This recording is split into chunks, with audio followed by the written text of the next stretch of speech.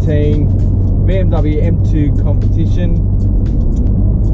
I picked it up about a month ago from BMW Doncaster, and yeah, the delivery experience was great as well. At BMW Doncaster they have a second level where they do the pickup of the car, and then the salesperson drives it on an elevator and lowers it, basically hands you over the keys. So it was a pretty good experience with BMW. This is my second BMW. I did buy a demo BMW Z4 many years ago, I think in 2011, which I love that car as well, and the service department at BMW Doncaster were great. So even things like out of warranty repairs, if something that they knew that you didn't do wasn't your fault, then I've had things repaired that were out of warranty through those guys. So the service department was great, which you have to think about those things when you're buying a car. It's not just picking it up and then, it's all about the service level as well. Now I'm going to review these cars a bit differently this year. What I'm going to do is go through the things that you never hear about through other YouTubers. I watch a lot of YouTubers, and after a while it becomes the same old stuff. You hear this BMW M2 Competition has the M3 and M4 engine. Yeah, it's got that. It's got extra carbon fiber bracing around the engine. Yeah, we all know that. The chassis control, or the limited slip differential. Yeah, it's the upgraded one like the M2, M3 or whatever. So what does the horn sound like of a BMW M2 Competition? Everyone talks about how the sound of this car is terrible. Look, I don't agree. I think that it depends how old you are as well. Like, I think, well, I'm almost 40. The last thing you want is your everyday car to be this really loud, really loud sounding cars. I mean, you don't want to be rocking up to appointments and it sounds like you're in a race car.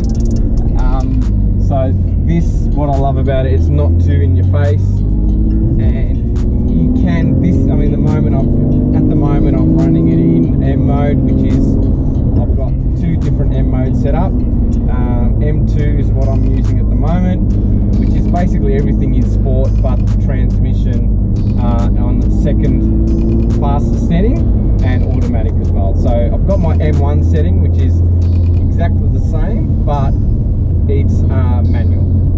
So you just use your flappy paddles or the gears not to change the gears. So it depends on what mood I'm in at the moment. Don't feel like changing gears, so I've done that. The great thing about the DCT transmission as well, that it actually feels like a manual as well. So it's not just everyone that loves manual cars says DCT is crap, but you're not a purist if you choose DCT, which, if that's what you believe, good luck to you.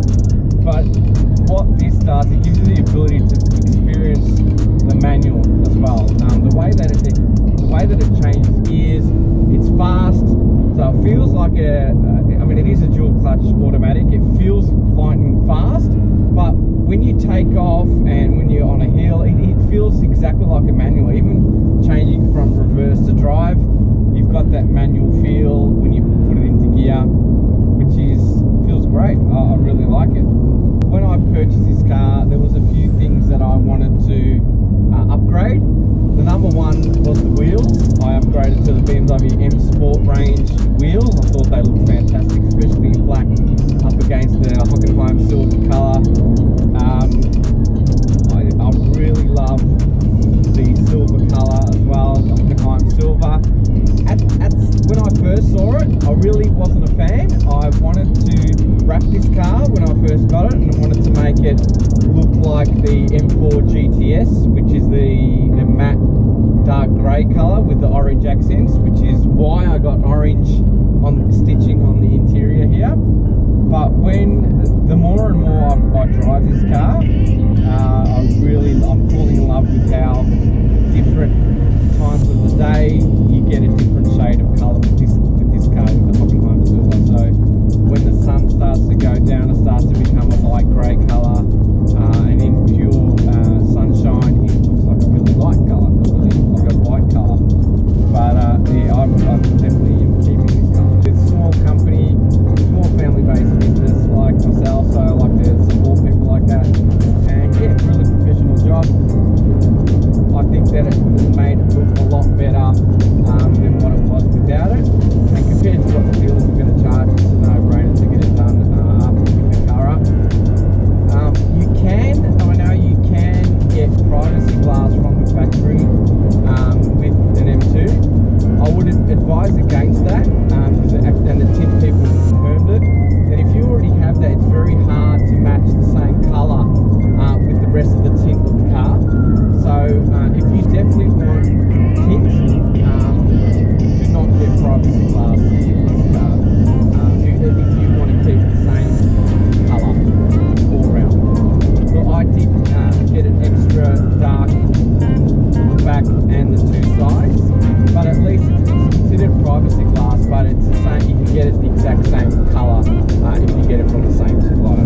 But when I first picked up this car and I rocked up in my garage, the funny thing was I didn't know how to put it in park.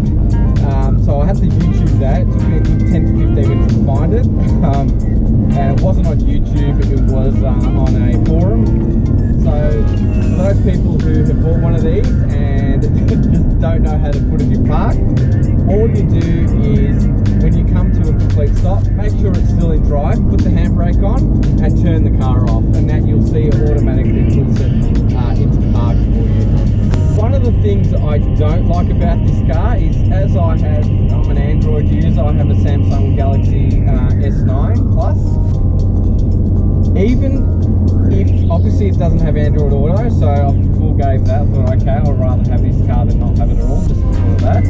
So what I do in this car, I use Android Auto, the app, so basically show it on my phone. But even things like getting the Google Assistant to play a song or send a text or listen to a text, it's got a huge delay. Like it might say a few words, you'll miss the first maybe 5 to 6 words on what Google Assistant is saying, which is pretty bad actually. I don't understand why there's a huge delay in that.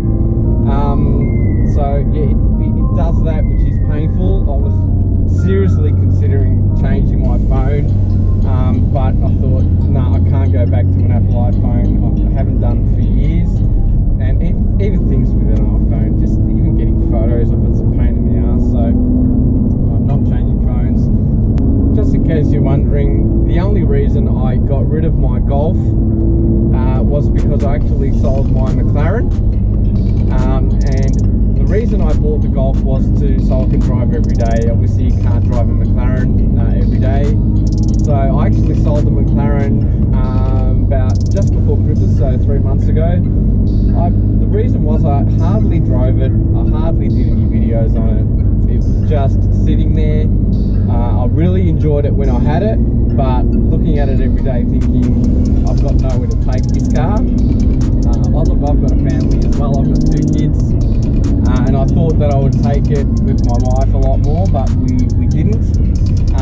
So yeah, I thought get rid of it, and I'll get rid of the Golf as well, because look, the Golf was a great car, the GTI, but I want a car that I can have some fun with, and that car to me, as much as it was quick for the money, it just didn't have what I was after, that thrill of being able to just push a car, not to its limits, but just to put it, to have a bit of a quicker car. Was not that enjoyable for me for that purpose. As an everyday driver's car, it is great, just to get from point A to point B, it's got everything you need. But to do this sort of stuff around the twisties, you can't beat this sort of.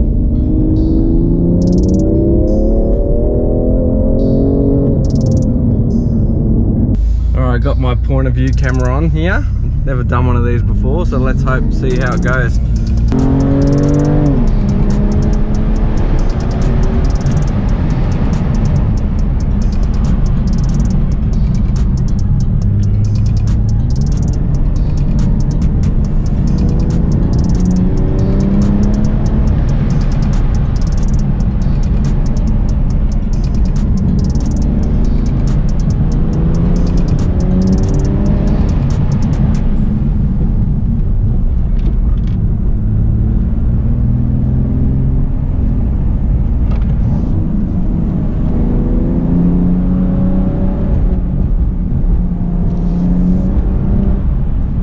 Another thing, a little quirk about this car, which I really didn't hear about on the YouTube reviews, was the petrol tank. Didn't realise how small it was, but apparently it's known on M cars for that to be the case, where you have a small tank. So I mean, the first time I filled it up, I thought, oh, fantastic, it only cost me about $60 for premium unleaded 98. And it was purely because the petrol tank was so small, which, look, doesn't really hassle me much since I'm not on the road that often, but yeah, it's just a surprising thing that I found. The M2 Competition doesn't have run flat tyres like other BMWs do, so the ride is a lot smoother compared to other BMWs that have run flat tyres. So this thing in comfort mode, even though it's a lot more rigid, it's pretty comfortable. I have majority of the time I'm in this car, but the whole family in here. And back seat room is, I mean, look, I've got two younger kids, so they don't complain at all. The only thing that they complain about, I've got my little one who's 7 years old, with her legs hit the seat, like they can't go underneath the seat, so it was a bit uncomfortable. I just solved that by putting a cushion behind her back and pushed her forward a bit more so her legs can bend over the seat and her feet can go underneath the front seat. If you've never owned a BMW before, they have like an app store where you can purchase different things, different apps. So for example, if you have an Apple iPhone, if you want to connect Apple CarPlay to the BMW, and I think this is across the board, especially in Australia, you need to actually pay a subscription to access that. So it's either you pay a yearly basis, I think it was a 2-year price or a 5-year price, or an unlimited, so you pay it for the life of the car. So yeah, that was something interesting. I thought that it was just by default, but you've got to pay extra for that as well. There's another quirk which I haven't actually pressed it yet. I nearly accidentally pressed it, which was the SOS button. It's right near the sunroof button, but it's got a little cover that you have to like pop open first, then press it. Thank God for that, because I would have called them about 10 times already. So that was a weird place to put the SOS button, but at least it's there. That's good. Just in case of emergencies. The only cheap plastic parts in this car is the handle to bring forward the seat so people can get in the back. Every time I pull that, I feel like it's going to break. But there is a nice little touch. It's got a button to slide the seat back and forward electronically right where the handle is, so it makes it a lot easier to get people in and out of the back.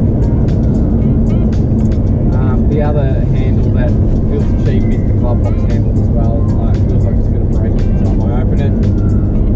Everything else, the vents, the radio buttons, like the stereo buttons, all those, they feel well good. I have to say, the Harman Kardon stereo in this car is fantastic. In the Golf, I had a Dyno Audio sound system, which was really good as well, I have to say. It was fantastic. But this Harman Kardon, the treble on this sound system, the higher ranges kill the Golf's stereo system. But this has got everything, the bass, the mid-range, and the treble, the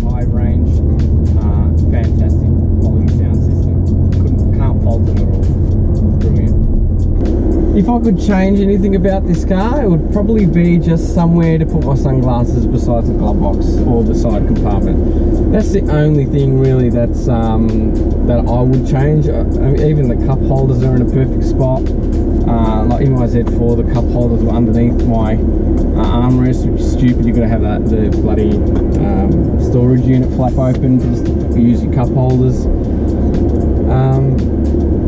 No, size of it's perfect. It's easy to get in and out of car spots. There is one other thing.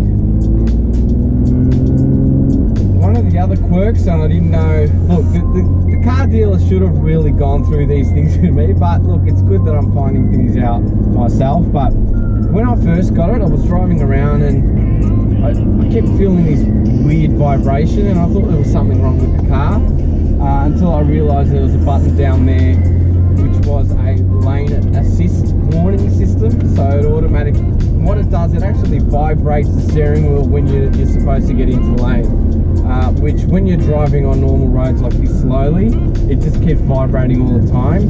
So I found it quite useless unless you're on the freeway.